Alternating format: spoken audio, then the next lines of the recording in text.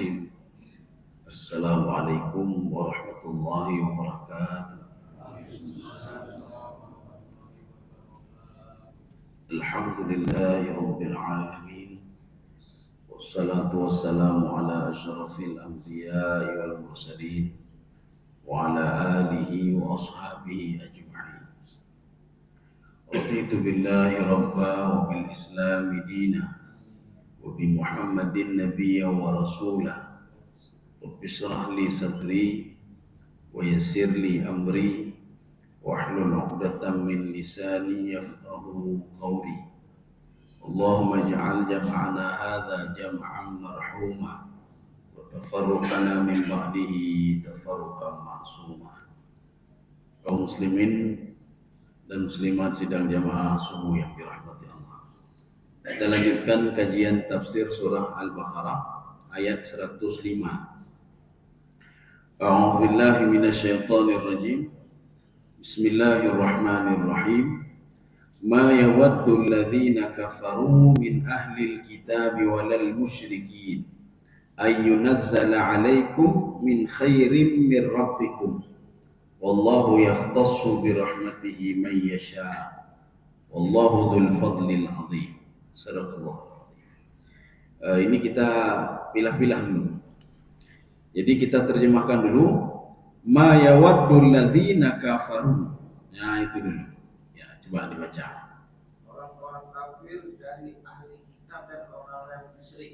Ya, orang-orang kafir dari ahli kitab dan orang musyrik. Sedikit lagi, coba. Tiada menginginkan diturunkannya. Udah. Tiada menginginkan. Mereka tidak senang, tidak menginginkan. Ya. Jadi kalau kita terjemahkan secara simpel begini. Orang kafir dan orang musyrik tidak senang mereka. Ya, kepada siapa? Kepada Muhammad, kepada umat Muhammad. Nah, itu terjemahan secara bebas. Sekarang kita lihat, itu ada kalanya ma yadullu ala syai', menunjukkan kepada sesuatu. Ada nanti sesuatu yang disimpan di surga atau di mana saja. Kadang-kadang dengan ma. Ma itu juga itu berlaku manafi, ada manafi. Manafi itu ma meniadakan, ada tidak. Ada manafi itu ada dua. Ada manafi biasa, ada manafi lil jinsi. Manafi biasa, ini kalau masuk ke dalam kata kerja. Ini ma masuk dalam kata kerja. Kalau ma masuk dalam kata kerja, dia akan berlaku tajdid. Mana tajdid apa? Ketidaksenangan mereka itu sampai sekarang. Ya, jadi bukan pada masa Rasulullah saja, sampai sekarang. Karena ayat ini itu diturunkan gara-gara ada dua orang pemuda, namanya Tarik. Satu lagi siapa itu? Bin Yaman, ada Ibnu Yaman, bin Yaman. Dua-dua mereka diajak oleh Yahudi. Kami sayang kepada kalian, tuh apa ikut Muhammad itu? Kami kan cinta kepada kalian. Ya. Daripada mati sia-sia, lebih baik ikut saja dengan kami. Maka turun ayat ini. Dan dua-dua tadi mereka ikut. Ya, mereka ikut Yahudi tadi. Karena sudah dikatakan seperti itu. Kami kan sayang juga kepada kalian. Dijawab oleh Allah, ma yawaddul ladzina kafaru. Itu tidak benar, itu kata Allah. Yahudi itu, orang musyrik itu sampai kapanpun tidak senang sama kalian. Ya, tidak senang sama kalian. Itu kalau seandainya ma itu masuk ke dalam kata kerja. Ma yawaddul ladzina kafaru. Selamanya tidak pernah, itu litajdid. Tapi kalau seandainya ma ini setelah ma itu kata benda, itu maknanya apa? Menafikan kata benda itu sendiri. La ilaha illallah. Itu walaupun bukan ma tapi juga la nafi lil jinsi. Nanti ada ma nafi, boleh dengan ma, boleh dengan la. Artinya tidak ada yang disembah, tidak ada pemberi rezeki, tidak ada yang menghidupkan, tidak ada ilah. Karena di dalam Taurat itu disebutkan iluhu. Tidak ada iluhu, tidak ada Tuhan itu. Tidak ada yang disembah itu. Ini menafikan namanya. Illallah, kecuali Allah Subhanahu wa taala. Ya. Ini karena dia masuk ke dalam kata kerja. Ma yawaddu itu maksudnya Pak istimrar, terus menerus. At-tajdid ya Pak, tajdid. Jadi tajdid itu memang mereka itu selama-lamanya tidak senang. Siapa yang tidak senang itu? Ya, ini ada dua kelompok. Alladzina kafaru, diklaim oleh Allah itu adalah orang kafir. Siapa orang kafir itu? Maka min di sini adalah min bayan. Nanti ada mengatakan min tafsiriyah. Tapi ada yang mengatakan kalau min itu bukan tafsiriyah, tetapi an yang an tafsiriyah. Kalau ada an nanti an tafsiriyah. Kalau ini min bayaniyah namanya. Makna min bayaniyah dijelaskan secara rinci oleh Allah siapa orang kafir itu. Yang tidak senang kepadamu itu siapa. Dan sampai akhir zaman tidak senang itu siapa sebenarnya? Ada dua kelompok ini. Yang pertama min ahlil kitab, min ahlil kitab. Jadi dibuat min itu min bayan. Rupanya kelompok pertama dari ahlul kitab. Siapa ahlul kitab itu? Yahudi dan Nasrani. Yang kedua, Pak. Dari mana kita tahu Yahudi Nasrani ahlul kitab? Di dalam Al-Quran disebutkan, lam yakunil ladzina kafaru min ahlil kitab walal musyrikin. Ini juga diulang dua kali, Pak. Ahlul kitab dan musyrikin. Tetapi ada kalanya, ini kan dipisah, ahlul kitab sama musyrik. Tetapi ada kalanya Yahudi dari ahlul kitab itu mereka dua-dua, kafir juga, musyrik juga. Nasrani itu dua-dua juga, ada kalanya dia kafir, ada kalanya dia musyrik. Ya. Kalau ini kan dipisah, mana yang ahlul kitab, mana yang musyrik. Ahlul kitab ini adalah Yahudi dan Nasrani. Orang musyrik adalah penyembah patung atau yang menyembah selain Allah. Tetapi di dalam tafsir lain, termasuk Imam Sya'rawi mengatakan, ada kalanya orang ahlul kitab ini dia dua digelar, kafir dan musyrik. Kenapa Yahudi digelar kafir dan musyrik? Dia menutupi dirinya terhadap apa yang ada di dalam Taurat. Dia menutupi dirinya untuk tidak memberitahukan kepada orang lain kalau Nabi Muhammad itu benar ada di dalam Taurat. Itu dikatakan kafir Yahudi. Kenapa Yahudi dikatakan musyrik? Karena Yahudi itu menjadikan Uzair ibnillah, Uzair sebagai anak Tuhan. Anak Tuhan Uzair. Maka kalau seandainya seseorang sudah menjadikan yang lain sebagai Tuhannya, maka dia sudah syirik kepada Allah Subhanahu wa taala. Sudah. Yang kedua, Nasrani. Nasrani dikatakan kenapa dua? Kenapa dia kafir dan musyrik? Dia kafir karena menutupi isi Injil dan Taurat juga, menutupi isi Injil. Kemudian menutupi dirinya, tidak memberitahukan kebaikan kepada orang lain apa yang ada di dalam Injil. Satu. Yang kedua, mereka menjadikan Nabi Isa itu sebagai Tuhan. Ya. Maka kalau kita merujuk ke dalam tafsir Baitawi, itu an-nasara salasati aqsam. Nasrani itu ada tiga level, tiga model. Nasrani, Pak, tiga model. Model yang pertama, manittahama anna Isa huwa Allah. Ya, jadi mereka itu ada yang mengklaim kalau Nabi Isa itu sebagai Tuhan. Satu. Yang kedua, manittahama anna Isa huwa ibnullah. Yang kedua, mereka mengklaim kalau Nabi Isa itu adalah anak Tuhan. Ini juga salah, Pak. Yang ketiga, manittahama anna Isa huwa Abdullah. Jadi ada yang mengklaim kalau Nabi Isa itu adalah hamba Allah Subhanahu wa taala. Jadi bukan Tuhan. Maka yang ketiga ini masih ada, Pak. Ini masih ada yang ketiga. Mereka yang mengklaim itu masih ada. Ya, yang mengklaim kalau Nabi Isa alaihissalam itu adalah hamba daripada hamba Allah Subhanahu wa taala. Maka nanti ketika turun Nabi Isa, ini ingin dibereskan. Yang mana dibereskan? Yang dua ini dibereskan. Sedangkan yang satu ini tidak. Ya. Kita lanjut.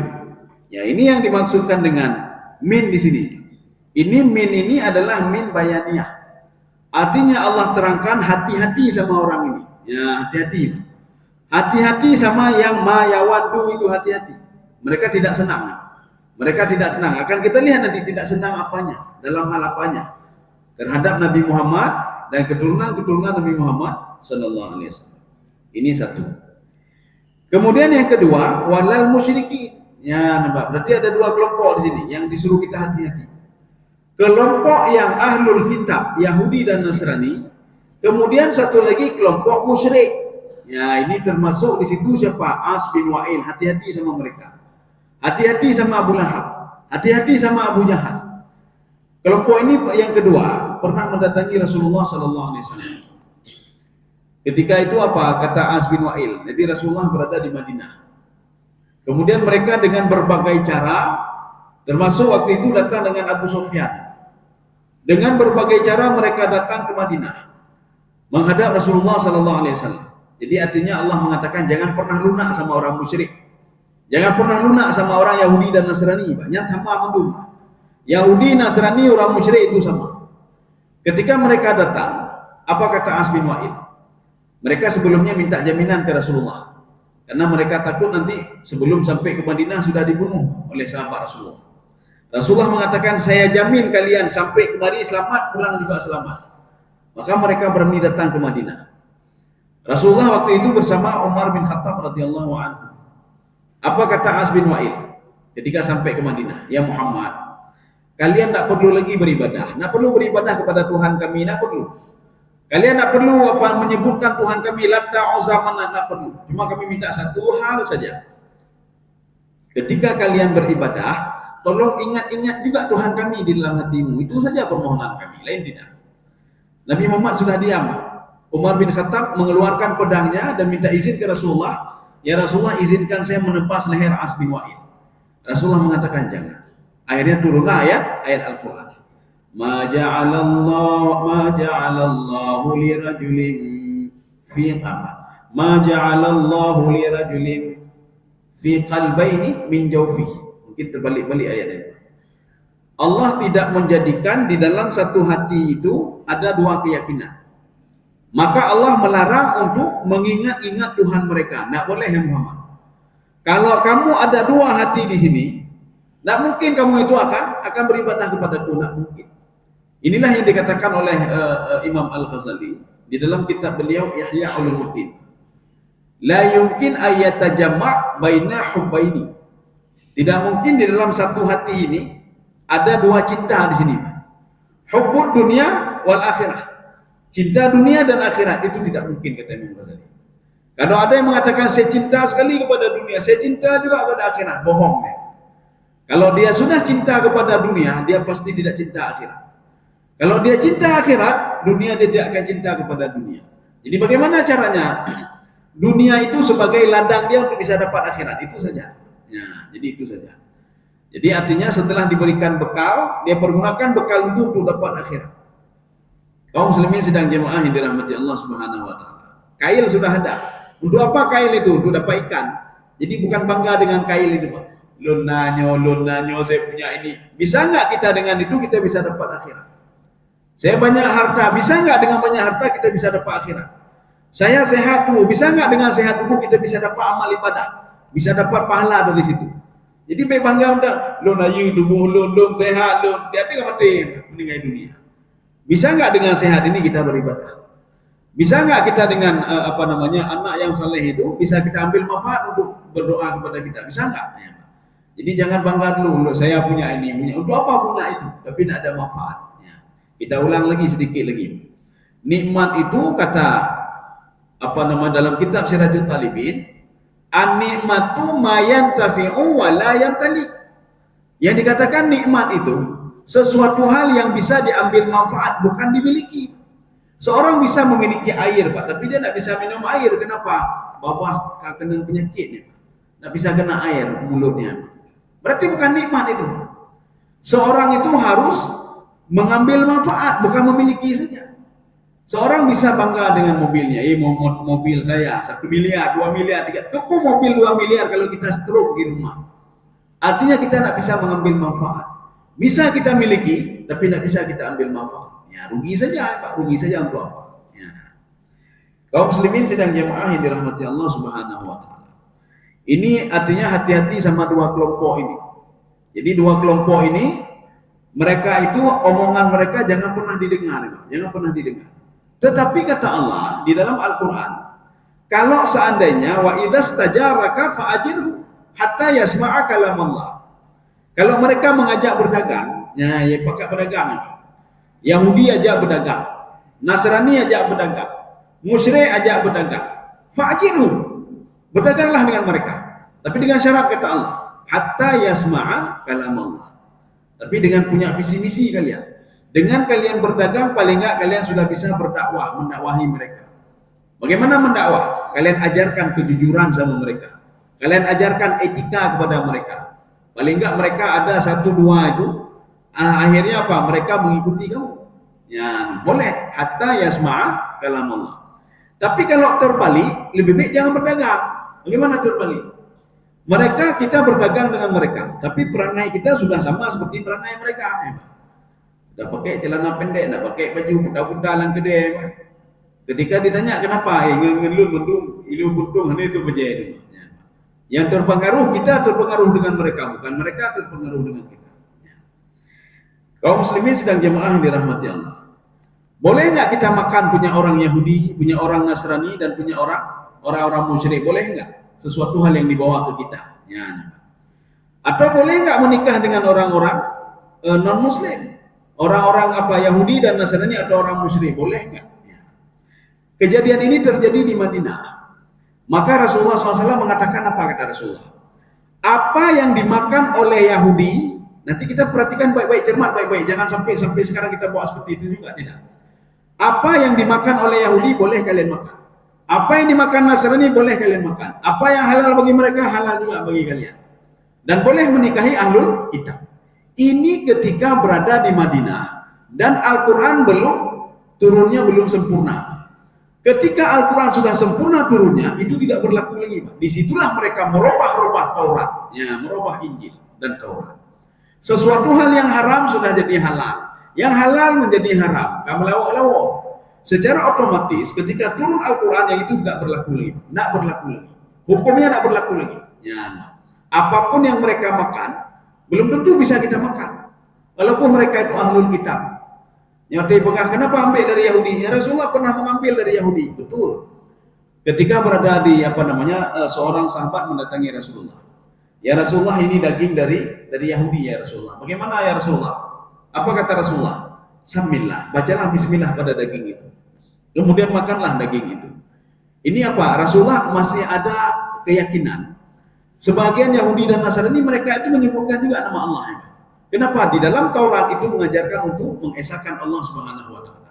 Tapi ketika sudah turun Al-Qur'an secara sempurna, Rasulullah SAW mau wafat itu, al-yauma akmaltu lakum, sudah sempurna, tidak berlaku lagi hukum itu. Tidak boleh lagi.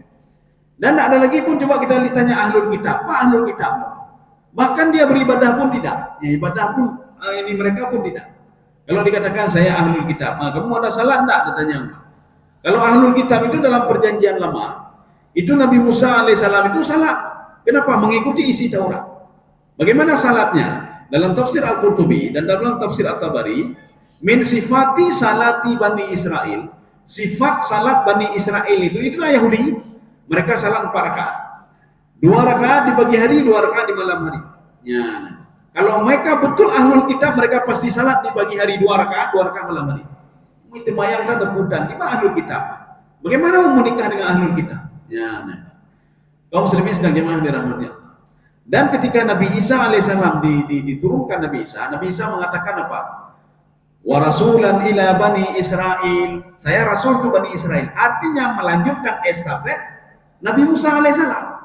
Maknanya Nabi Isa juga mengajarkan salat 2 rakaat di pagi hari, 2 rakaat di malam hari. Maka Nabi Isa mengatakan, ausini bis salati wa zakah. Saya diwahyukan oleh Allah untuk memberitahukan Bani Israel untuk salat dan bayar zakat. Bukan salat seminggu sekali, tidak. Titik urang maya. Ada nggak mereka lakukan? Tidak. Bagaimana menjadi ahlul kitab kalau seperti itu? Ya berkata ahlul kitab. Sama seperti orang mengatakan lo mukmin. Gitu sembahyang tak tepukan, kita mukmin ini apa? Lo mukmin. Kalau tidak sembahyang berarti apa namanya? Rasulullah mengatakan di dalam hadisnya, yang membedakan antara muslim dan kafir itu asalah. Maka Rasulullah nggak berani ngomong, "Nyu kafir, di kafir." Rasulullah supaya manusia mencerna saja. Pembeda mukmin dengan orang kafir adalah salat. Maknanya apa? Kalau dia salat dia mukmin, kalau tidak salat dia kafir. Ya. Dan Rasulullah tidak pernah mengatakan kafir, tidak pernah. Cuma apa? Supaya dia mencerna sendiri dengan kepalanya. Kalau tidak salat berarti kafir. Ya. Kaum muslimin sedang jemaah yang dirahmati Allah Subhanahu wa taala. Bahkan seorang menikahkan anaknya dengan orang tidak salat juga akan bermasalah. Kenapa? Karena tidak salat dia tidak salat. Apalagi dengan ahlul kitab, ibadah ahlul kitab itu mayang tanci yang mayang kita. Kalau mereka betul ahlul kitab, ada nggak dijalankan di isi Taurat dan Injil? Ya, itu pun tidak. Itu pun ya. Kaum muslimin sedang jamaah yang dirahmati Allah Subhanahu wa taala. Saya pernah menginterogasi seorang laki-laki orang Australia. Saya tanya agamanya apa? Katanya Kristen dia. Saya tanya sama dia, kamu ada ibadah enggak? Ibadah bagaimana? Berarti kamu saja tidak tahu bagaimana agamamu. Kamu enggak tahu kan agamamu? Tahu enggak isi Injil? Enggak tahu juga. Apa juga katanya Nasrani ilmunya? Apa juga katanya Nasrani? Dalam agama Nasrani itu, Nabi Isa sendiri mengatakan ausani bis salati wa zakat, untuk bayar zakat. Rupanya bayar zakat itu bukan syariat dalam Islam saja. Bayar zakat itu sebelumnya sudah suruh bayar zakat. Dalam Taurat suruh bayar zakat, dalam Injil suruh bayar zakat. Bagaimana mau katakan mereka ahlul kitab kalau zakat tidak, salat tidak, apapun pun tidak. Jangankan mereka, seorang mukmin saja mengatakan mukmin tidak benar kalau dia tidak salat. Ya. Maka statusnya sudah berubah, bukan mukmin lagi. Kenapa? Karena dia tidak salat. Kaum muslimin sedang jemaah yang dirahmati Allah Subhanahu wa taala. Maka hati-hati sama dua kelompok ini. Kelompok Yahudi, kelompok Nasrani, dan kelompok musyrik. Apapun yang mereka lakukan, menawarkan bantuan dan lain sebagainya. Ini seperti yang terjadi pada Huzaifah dan Tariq tadi. Huzaifah bin Yamani. Dari Yaman beliau. Didatangi oleh orang Yahudi.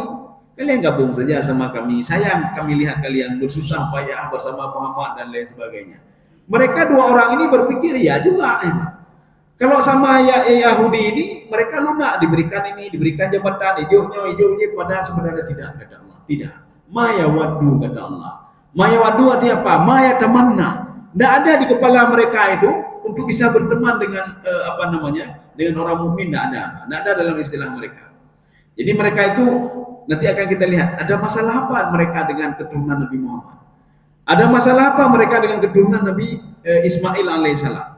Maka keturunan Nabi Isa itu kan bermasalah, Yahudi, Nasrani, semua bermasalah apa? Mereka tidak senang dengan Nabi Muhammad sallallahu alaihi wasallam. Nanti akan kita lihat sebabnya itu apa.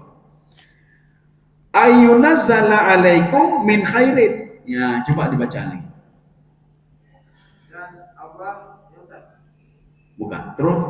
Dan Allah menentukan siapa yang Bukan, di belakang lagi. Orang-orang yang musyrik tiada menginginkan diturunkan sesuatu kebaikan. Ya, sudah. Mereka tidak senang Allah menurunkan kebaikan. Kebaikan itu apa? Ini namanya antafsiriyah namanya. Mana antafsiriyah? Dijelaskan secara rinci. Tahu nggak kamu? Kenapa mereka tidak senang kepadamu? Tahu nggak kata Allah? Tahu nggak kamu kenapa mereka benci sekali ke Nabi Muhammad? Tahu nggak kamu? Ya. Memang cerita tentang kebencian mereka pada Nabi Muhammad itu kan baru muncul. Baru muncul setelah lahir kalau Nabi Muhammad itu ketahuan kalau bukan keturunan Bani Israel. Itu saja. Kalau Nabi Muhammad adalah keturunan Nabi Ismail alaihissalam. Keturunan Nabi Ismail itu bukan Bani Israel. Yang Bani Israel itu keturunan Nabi Ishak alaihissalam. Mereka menginginkan kalau keturunan Nabi terakhir dan Rasul terakhir itu berasal dari keturunan Bani Israel. Tetapi kan tidak, bukan keturunan. Itulah yang membuat mereka tidak senang pada Nabi Muhammad SAW. Ketidaksenangan itu dalam kajian tasawuf namanya hasad atau dengki. Ya, Anda senang kalian kok. Dengki melihat orang. Penyakit dengki, kalau kita lihat dalam kajian tasawuf, itu bisa menyebar, ya Pak. Menyebar ke seluruh tubuh penyakit dengki itu. Jadi seperti apa? Seperti kita tanam sesuatu di musim hujan. Jadi mudah sekali dia tumbuh. Ya, Pak.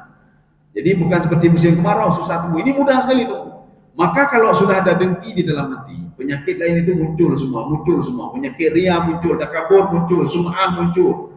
Semua muncul, Pak, kalau sudah ada dengki itu. Maka hilangkan dengki ini, maka semua penyakit akan hilang. Maka yang membuat mereka tidak senang dengki mereka saja, itu saja. Ya, sudah, ini salah satunya. Kemudian yang lain, apa yang membuat mereka tidak senang? Min khairin mir rabbikum. Apa maksud min khairin min rabbikum?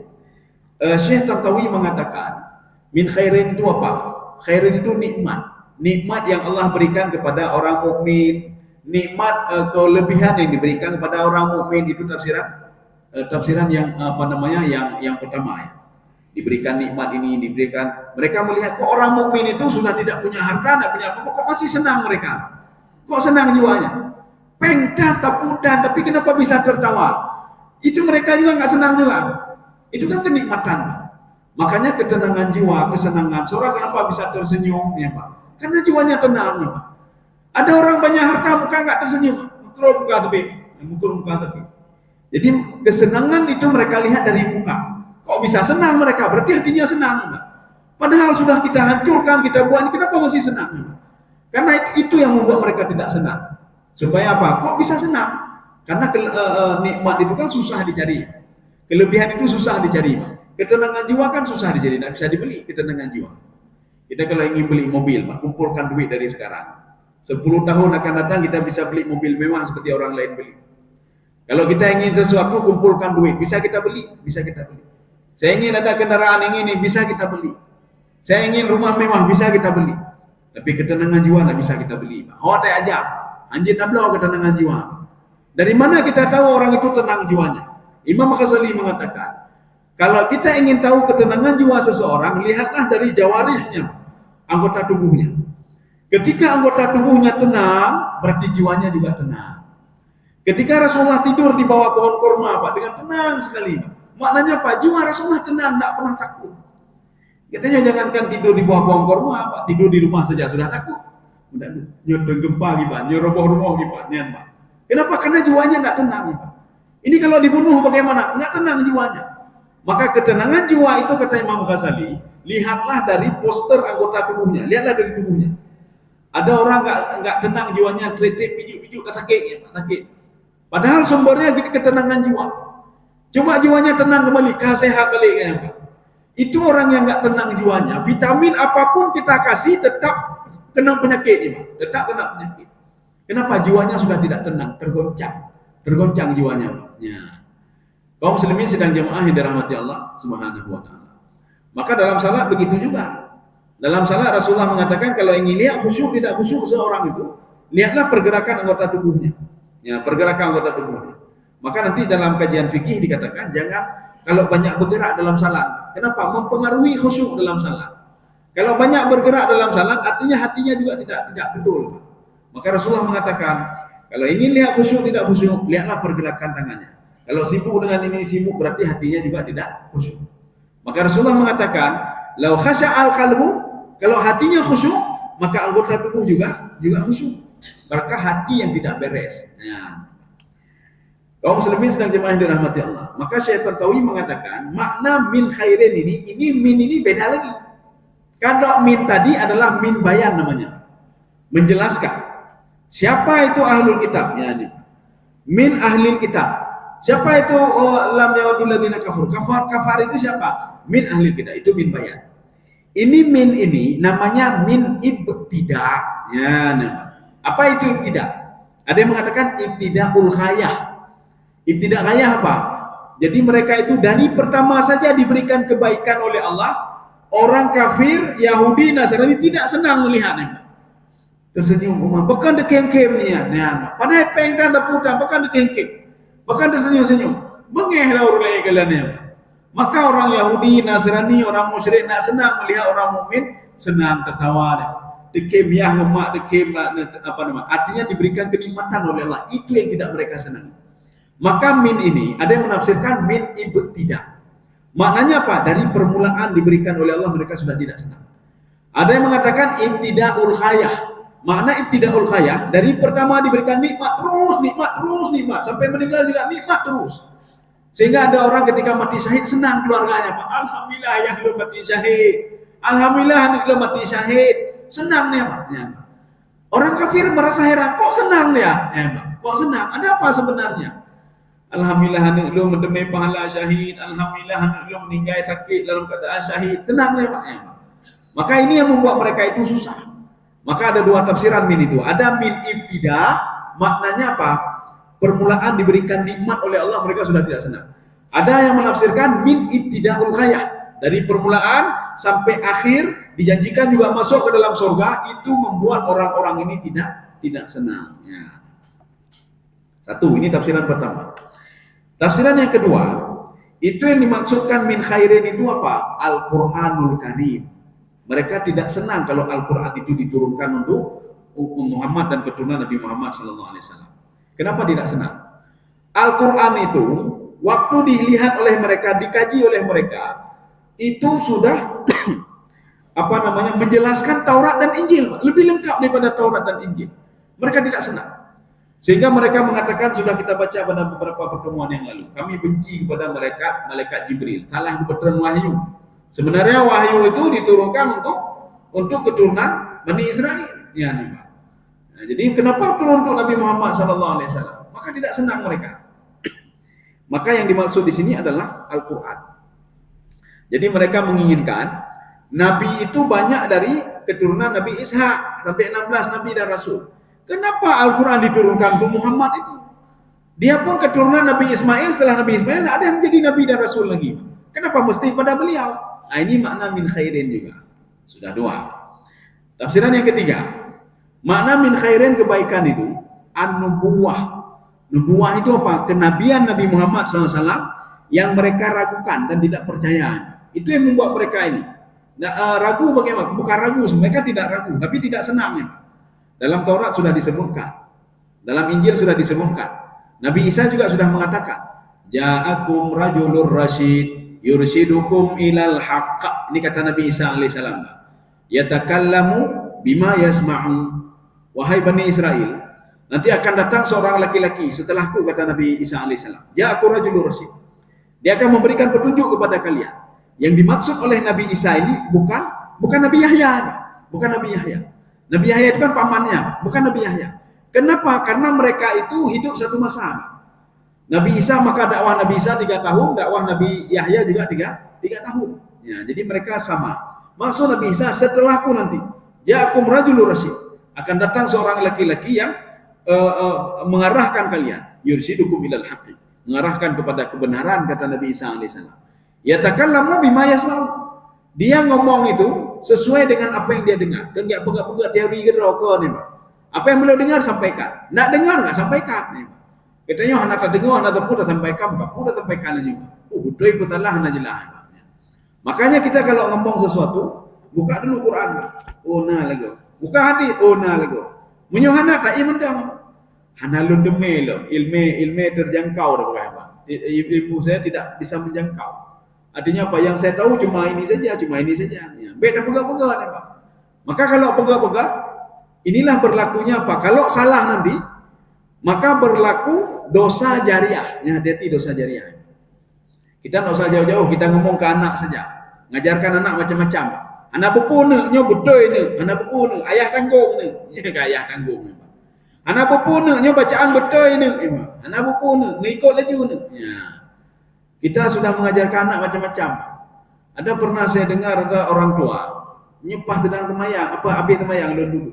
Ada orang tua ajarkan anaknya doa iftitah. Doa iftitah. Sampai lo dengar. Apa kata ayahnya? Nuduk le, berdebat iftitah le. Baik temayang hanya terima oleh Allah tampaknya. Kata orang tua ni. Bina bacaan. Baca apa? Inna salati wa nusuki wa mahyaya wa mamati. La syarika lahu. Kemudian baca wa ana minal musyrikin. Ya pernah ni ya, Pak. Saya adalah orang-orang musyrik. Wa ma ana minal muslimin. Ya enggak pernah ni, Pak. Ulang lagi ayah ni. Pe hanai terima temayang. Nanti lo ya pe hanai terima temayang. Kipa ya pernah ni, Pak. Ya. Jadi saya katakan, kipan caranya ya pernah ni. Ayah sudah berumur 50 lebih ya, Pak. 50 lebih. Artinya salatnya selama ini begitu dibaca ya, Pak. Wa ma ana minal muslimin, lun kan orang muslim. Wa ana minal musyrikin, lun orang musyrik. Itu orang baca lagi. Enggak pernah lah, Pak. Nu dengar ya hana. Benda temayang hana terima lah tilo ya hana terima je temayang. Enggak pernah hana.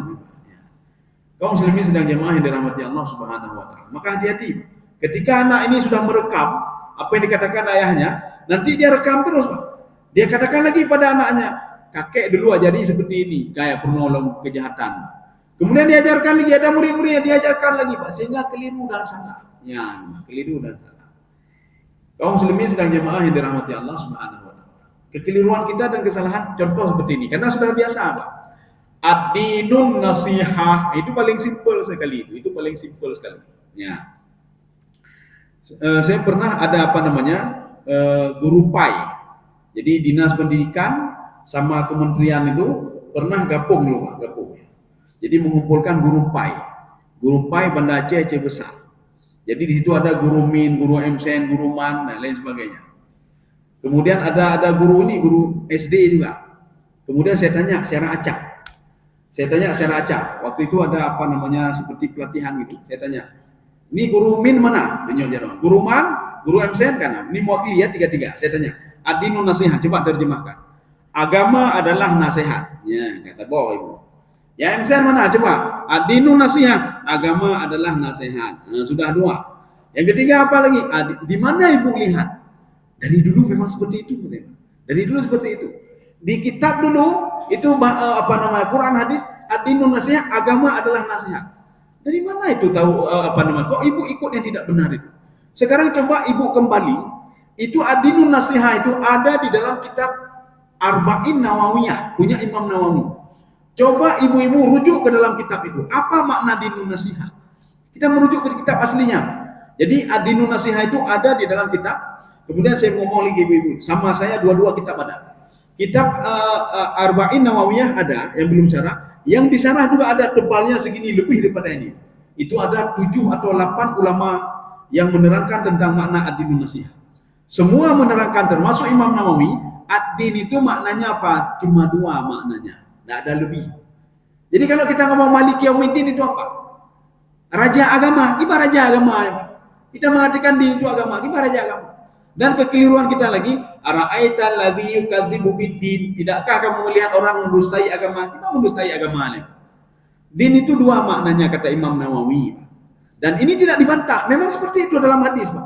Kalau nggak percaya juga, buka nanti kitab Sahih Bukhari, itu ada penjelasannya oleh Ibnu Hajar Al-Asqalani, Fathul Bari, Fathul Bari. Lihat satu hadis di situ yang cerita tentang ad-dinun nasihat. Lihat syarahnya. Rupanya din itu 2 maknanya. Yang pertama al-a'mal, amal perbuatan manusia itu din namanya. Yang kedua, yaumul ba'tsi, hari kiamat itu din namanya.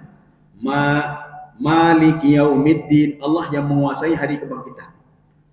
Yang kedua, ara'aital ladzi yukadzibu biddin. Ya Muhammad, tidakkah kamu tahu orang yang mendustai hari kebangkitan?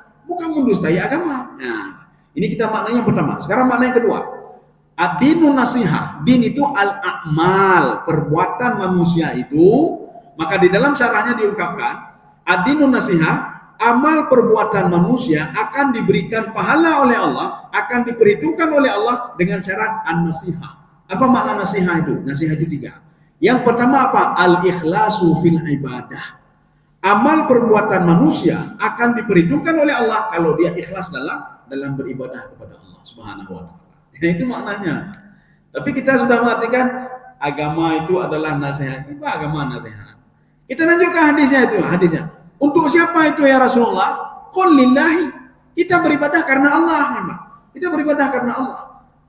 Kemudian apa? Kita beribadah juga lillahi wal rasulihi, kitabnya. Kita beribadah karena berdasarkan Al-Quran dan Sunnah. Ya. Untuk apa kita beribadah lagi? Kita beribadah sambil mengajak orang lain, walinasi ajma'i. Mengajak orang lain juga ibadah.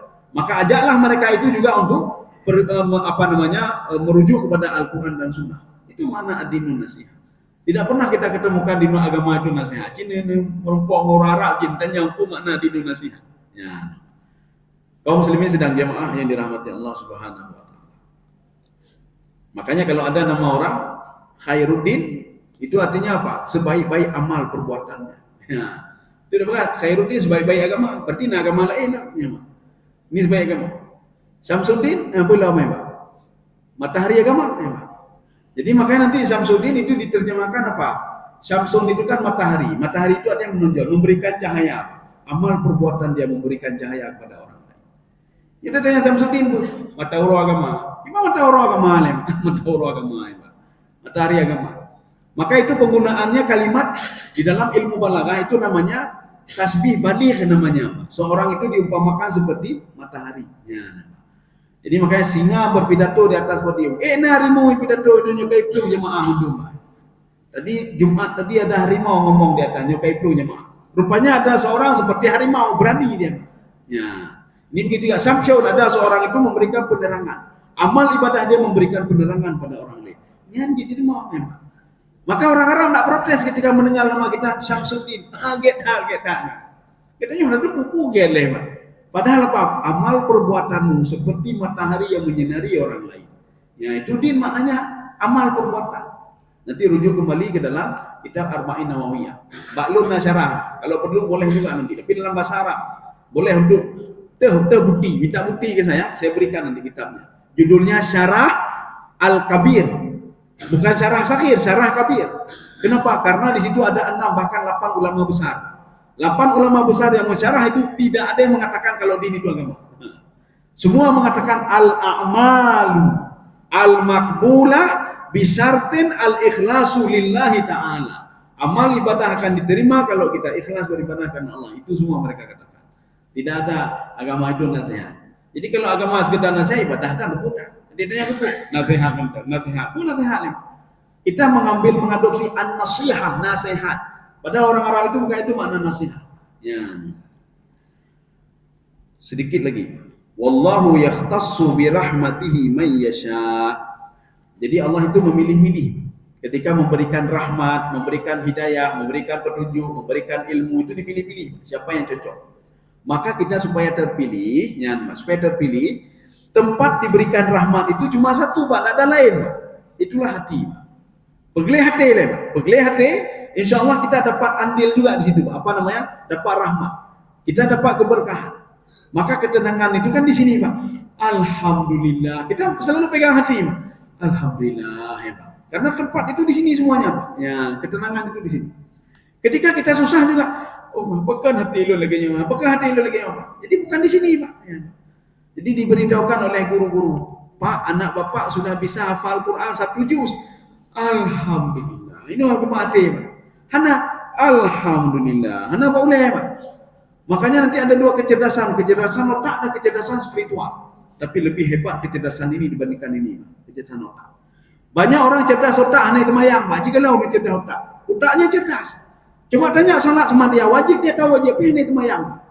Kita tanya sama dia, boleh mencuri? Tak boleh mencuri, tak boleh. Mendalimi tak boleh. Nyodak untuk jarang, Pak. Hati hanya jarang ni. Ya, hati jangan. Tapi coba ada tanya sama orang ini. Orang cerdas hatinya, Pak. Dia takut sekali, Pak. Nyoba, bebek ni tolongnya. Kenapa? Kecerdasan hatinya membuat otaknya bisa kalah, Pak. Ada yang dipikir-pikir dengan otak, Pak. Anda pikir, jangan dipikir dengan hati, Pak. Tidak, itu jangan. Itu nanti buat saya susah saja, buat saya gundah saja. Hai dah pegang bebek mati lu tu tahlun tu. Ya, Pak. Jadi makanya Rasulullah SAW ketika innama bu'istu liutamima makarimal akhlak, kecerdasan ini yang dibangkitkan, bukan ini lagi, Pak. Dan nyo bangkit. Kita sebagai orang tua begitu juga. Kecerdasan ini yang kita bangkitkan dari anak. Bukan ini, Pak. Kita jangan khawatir. Anak lu lebih les bahasa Inggris, bahasa Arab, bahasa Perancis, hal puasa. Kita tanya, kenapa, Pak? Saya takut dia itu tidak bisa bersaing nanti di masa depan. Ya, takut kita bisa bersaing. Bersaing cuma berapa? Sebatas umur 60 tahun, 70 tahun, apa yang kabeh kupu bersaing ini. Untuk apa? Kalau dia tidak cerdas hatinya, Pak. Cerdas otaknya tapi dia tidak pandai berterima kasih pada orang tuanya, berarti hatinya enggak cerdas, ya, Pak. Durhaka orang cik, Pak. Anak durhaka berarti hatinya enggak cerdas. Kenapa enggak cerdas? Salah katanya, anak ada purnonyo dari awal. Ya, anak ada purnonyo dari awal. Yang kita ajarkan otak saja kita ajarkan. Sehingga ketika kita sakit dia pakai otak juga. Ya, kalau orang tua tinggal di rumah saya banyak rugi saya lah. Ya, dia pakai otak, banyak rugi saya. Habis duit saya untuk orang tua saya yang sakit ini. Habis duit saya untuk jaga ini. Habis waktu saya hanya pakai otak ini. Tapi kalau kita ajarkan kecerdasan spiritual pada anak, ketika dia dewasa dia berpikir secara spiritual juga. Umayyah lu sakit yang ke peraya lu. Mak lu kan sakit yang yang mengandung saya 9 bulan. Tega lu tinggalkan dia aja. Dia pergi ke situ melihat ibunya. Kenapa? Kecerdasan spiritual dia. Maka dia pakai ini, bukan pakai otak. Maka anak pulang dari jauh dia kunjungi mamanya, bukan gara-gara otaknya, Pak. Kalau gara-gara otak rugi dia. Ini pulang dari Amerika kemari habis peng 12 juta, pulang pergi 8 juta, ongkos dia habis peng 30 juta, rugo tawonya. Kenapa dia pakai otak? Tapi kalau dia pakai hati, mama saya yang membesarkan saya sakit sekarang. Untuk apa saya kerja kalau orang yang membesarkan saya sakit? Lebih baik saya pulang saya baik pecah gede. Ya, yang mengajarkan agama ibu saya, ayah saya sedang sakit. Ibu wajib, Pak, kecerdasan spiritualnya muncul. Ya. Kaum muslimin sedang jemaah yang dirahmati Allah. Demikian pula Allah memilih-milih. Maka memilih-milih. Maka kita jangan mengatakan kenapa seperti itu, kenapa seperti itu. Maka banyak orang yang tidak punya apa-apa kok bisa tersenyum. Tersenyum itu apa? Itulah fadlun namanya. Kelebihan yang diberikan oleh Allah Subhanahu wa taala. Ya, selalu bisa tersenyum. Nyuk baju-baju kau makruh lima. Ada duit bi makruh puluhan apa? Ada duit makruh muka. Apalagi enggak punya duit. Ada kendaraan makruh muka. Puluhan kendaraan lima. Puluhan kendaraan. Ya. Sedikit lagi. Wallahu dzul fadlil azim. Ya, dzul fadli itu apa namanya? Sahibul fadli. Dzu itu sahibun artinya. Jadi kelebihan-kelebihan ada pada Allah. Kalau kita ingin minta kelebihan itu, bagaimana minta kelebihan? Ya Allah nak tolong jo anak lu, ya Allah berjerah, ya Allah benyo, ya Allah. Minta kelebihan sama Allah minta. Jangan kita minta sama pimpinan dia.